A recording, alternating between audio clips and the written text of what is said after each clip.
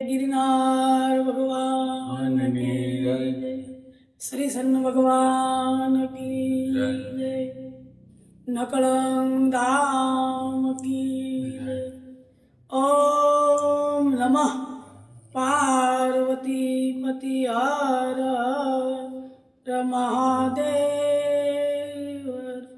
सीताराम हरि हर भाई। પૂનમ હોળીનો તહેવાર આવે છે, પણ જે આ તહેવારની અંદર શું શું વસ્તુ એક નાનું બાળક પહેલા એક નાનું બાળક ભક્તિ કરે કે એની માથે ગુરુ કોણ હતા? સવરીબાઈ. સવરીબાઈ એક મહાન ભક્તિ ગુફાની અંદર કરતા હતા. એક મીંદડી અને સવરીબાઈ ભજન કરતા હતા. એમાં સવરીબાઈ કુંભારની દીકરી હતા, એટલે ભજન કરતા હતા. એમાં એના નિભાડાની અંદર કાચા માટલા હતા. એ નિભાડા હળગવાની તૈયારી પહેલા જે નિભાડો બનતો હતો એની અંદર એના બચ્ચા, મીંદડીના બચ્ચાનો જન્મ દીધેલો હતો નિભાડાની અંદર. એ નિભાડાની અંદર મીંદડીના બચ્ચા હતા અને એ નિભાડો પાછો ચેતન જ્યારે થયો નિભાડો, એટલે સવરીબાઈ ભજન કરતા ના એ નિભાડાની અંદર મીંદડી ગઈ, આમથી આમ બમવા મળી, આમથી આમ બમવા મળી, આમથી આમ બમવા મળી. એટલે સવરીબાઈ પૂછ્યું કે હે મીંદડી, તું આમથી આમ ક્યાં ભાગશો? આમથી આમ આજ કેમ કરશો? કાંઈ શાંતિથી મારી પાસે બેઠી બેઠી ભજન સાંભળશો અને આજ આમ કેમ કરશો? ત્યારે પરમાત્મા એને ભાષા આપી કે હે માં, જ્યાં નિભાડો ચેતન થયો છે એ નિભાડાની અંદર મારા બચ્ચા છે. માં મારા બચ્ચા મરી જાય કે આવો એને પોતાને ભાષા પરમાત્માએ આપી. એટલે સવરીબાઈ કીધું કે હે મીંદડી, તું ચિંતા કરમાં, તારા બચ્ચાને તો રાખવા વાળો મારો રામ છે. આ મીંદડી અને સવરીબાઈ જે વાતો કરતા એમાં પહેલાદના રમતા રમતા એના દિવાલે, સવરીબાઈના જે આશ્રમ હતું એના દિવાલે ઊભા થતા આ ચર્ચા એને સાંભળી પહેલાદે. એટલે પહેલાદે કીધું કે હે સવરી, આ રામ કોણ છે? કોને વાતું કરશો? કે જ્યાં મીંદડી છે એના બચ્ચા નિભાડાની અંદર છે અને એ નિભાડો ચેતન થઈ ગયો છે અમારો. પણ મેં એ મીંદડીને એમ કીધું છે કે તારો રાખવા વાળો તો મારો રામ છે. ત્યારે પહેલા કીધું કે એ તારો રામ કોણ છે? એ કે આયા આપણા અમારા રાજ્યની અંદર મારા પિતાનું નામ હાલે છે, એકડી મીંડે 10 ની અંદર એને શબ્દ બોલાય છે, તો આ રામ કોણ છે? કે હજી તમે બાળક કેવો, તમને અનુભવ ઓળખાણ ન હોય. કે કેમ ન હોય? કે મારા પિતાથી કોઈ મોટું નથી એમ કહે છે. કે ના પહેલાથી તમને એવું લાગે છે મહારાજા રાજકુમાર, પણ રામ તો તમારા પિતા કરતા મોટો છે. તો હવે આ બચ્ચા ઉગાવો, જ્યારે તમે ખોલો ને ચેતનમાંથી ઠારો ને અને જ્યારે આમાંથી ખોલો ત્યારે મને બોલાવજો, તમારા રામને મારે જોવો છે કોણ છે. ત્યારે સવરીબાઈ કીધું કે કાંઈ વાંધો નહીં, અમે તમને બોલાવશું. એમ નિભાડો ઠાર્યો અને એમાંથી બધા માટલા કાઢતા હતા. એ માટલા કાઢીને પહેલાદને માથે ઊભા રાખીને એ માટલા કાઢતા હતા. એ માટલામાંથી 4 કાચા માટલા નીકળ્યા અને એ માટલામાંથી મીંદડા, જેના બચ્ચા મીંદડા હતા એ મ્યાઉ મ્યાઉ મ્યાઉ કરતા બહાર નીકળ્યા. એટલે પહેલાજી કે હે બા, આ તારા રામને બતાય, મારે તારા રામને જોવો છે. ત્યારે સૌરે કીધું કે પહેલાદ, આ તો બહુ વસ્તુ મોટી છે રાજકુમાર, પણ નહીં, મારે તમારા રામને જોવા છે. એ મને હવે તમે રામનો, મને તમે મારા ગુરુ બનો અને મને, હું તમારો શિષ્ય બનો, મને આઘાત પ્યાલો આપો.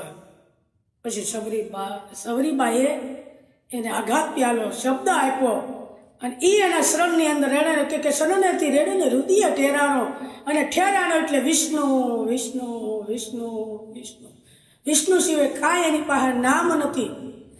એમાં જે પહેલાદી જે ગુરુ આશ્રમમાં ભણતા હતા એ ભણવામાં વિષ્ણુ વિષ્ણુ સિવાય બીજું નામ ન, એટલે ગુરુજી કીધું તો આ નામ મૂકી દે, તારા પિતાનું નામ લે, નકર તને મારી નાખશે. મને તને આવું તું તારા પિતાનું નામ લેતા કે નહીં, વિષ્ણુ સિવાય બધું ખોટું છે. જે છોકરાઓને ભણતા હતા એ તે વિષ્ણુ વિષ્ણુ વિષ્ણુ વિષ્ણુ વિષ્ણુ કરે છે. જે આ રીતે સરસા હાલતી હતી એમ એના માતા પિતા બે પહેલાદના ગુરુના ચરણની અંદર આવ્યા અને એમ કીધું, પહેલાદને બોલાવ્યા કે આ બેટા આવ્યો તો હું ભણાવ્યા ગુરુજીએ, હું શિક્ષા આપી છે. ત્યારે પહેલાદે જવાબ કે હે પિતાજી, વિષ્ણુ સિવાય કાંઈ નથી, મારા પ્રભુ સિવાય કાંઈ નથી. અને હિરણ્યકશિપુએ કીધું કે તું આ વિષ્ણુનું નામ કેમ લેશો? કે હે પિતાજી, વિષ્ણુ છે એ પરમાત્મા છે, તમે તો મનુષ્ય અવતાર ધારણ કરો છો, એ તો પરમાત્મા છે. તો કે વિષ્ણુનું નામ મારી પાસે મૂકી દે, તું મારું નામ લે, મારું નામ અત્યારે હાલે છે, તું મારું નામ લે. હિરણ્યાક્ષ છે મોટામાં તારા પિતાનું નામ છે, તું વિષ્ણુ કેમ ચડાવીશો? તો કે પ્રભુને વિષ્ણુ સિવાય કાંઈ નામ મોટું નથી. એ પિતાજી પછી એક એની માથે પ્રહાર કર્યો, હાથી લાવ્યા, વાંડ ઉપર એને ઘણો કર્યો, ડુંગરેથી એને દેડવા, ઘણા આવા એને માથે સંકટ પહેલાદની માથે પડ્યા, પણ પહેલાદ એકબીજા થતા નથી. વિષ્ણુ વિષ્ણુ વિષ્ણુ વિષ્ણુ ને વિષ્ણુ.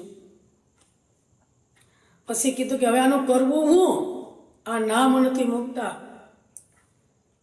આ એના સંકટમાં હિરણ્યાક્ષ જ્યારે મુકાણા ત્યાં એમાં એના બહેન આવ્યા. હોળીને આડા એક દિવસ હતો ને એના બહેન આવ્યા અને બોલ્યા, હે ભાઈ તું ક્યાં સંકટમાં છો હિરણ્યાક્ષ? કે બેન, મારે એક મોટું સંકટ આવેલું છે કે આ મારો છોકરો છે ને વિષ્ણુ વિષ્ણુ સિવાય કાંઈ બીજું કંઈ બોલતો નથી, તો આનું કરવું શું છે? કે ભાઈ એક કામ કરો, કે મારે વરદાન છે, મેં ઘોર તપસ્યા એવી કરી છે કે મારે સૂર્યનો આશીર્વાદ એવો છે કે હે સૂર્ય નારાયણ પ્રગટ થયા અને કીધું કે હે દેવી બોલો. ત્યારે મેં કીધું કે મને અગ્નિ સિવાય કોઈ કાંઈ ના કરી શકે, મારા ઉપર આ કોઈ હાથ મૂકે અગ્નિ નતો જ હું બોલી શકું, નકર કાંઈ થાય એમ નથી. ત્યારે હોળી માઈનું નામ હતું અને હોળીનો સમય પૂનમનો થયો એટલે પહેલાદને કીધું કે આપણે એવો ઉત્સવ બનાવી. બેટા, ઘણા પહેલાદને સમજાયા, એવો ઉત્સવ બને કે તું તારા પૈના ખોળામાં બેસી જાય. એ તો બાળક છે, એને કાંઈ ખબર ન પડતી, જે કંઈ કરે એમ હતા. પણ આનો વિચાર એવો હતો કે મારો દીકરો છે ને વિષ્ણુ કરતા કરતા કરતા છે ને આ હોળી માને અરે બે અગ્નિ છે એટલે મારો દીકરો ભસ્મ થઈ જાય યજ્ઞ હારે. એટલે પૂનમને દિવસે હોળીમાં ખોળામાં લઈને બેઠા અને બધા લાકડા તમામ વસ્તુ સેતન કરવાની તૈયારી કરી. કોઈ લેવા સાણા લાવ્યા, કોઈ લકડી લાવ્યા, કોઈ ધૂપ દીપ લાવ્યા અને જા હોળી માની તૈયારી કરી અને અગ્નિની સેતનની જઈને બેને બોલ્યા એટલે અગ્નિ હળ હળ હળ હળ હળ હળ હોળીમાં શરૂ થયા. એટલે પરમાત્મા વિષ્ણુ ભગવાનને એમ થયું કે મારો ભક્ત મારું ભજન કરે છે એની માટે આવી કસોટી, કે આને મેં કેવું વરદાન આપ્યું છે કે અગ્નિ તને કાંઈ કરી ન શકે, પણ આજ એણે જે ભંગ કર્યો છે સત્યનો અને અસત્યને લીધું છે એટલે એ માટેથી હોળી આજ બાળીને ભસ્મ થવી જોઈએ અને મારો પહેલાદામાં બસી જવો જોઈએ. અને પહેલાદને અગ્નિ શરૂ થઈ હળ હળ હળ. એટલે પહેલાદે કીધું કે હે પરમાત્મા, હે વિષ્ણુ હે વિષ્ણુ હે વિષ્ણુ. જેમ સવરીબાઈને નિભાડાની અંદર જે ઓલા બસ્સા બિલાડીને બસાવ્યા એમ મને પરમાત્મા બસાવી લેજો.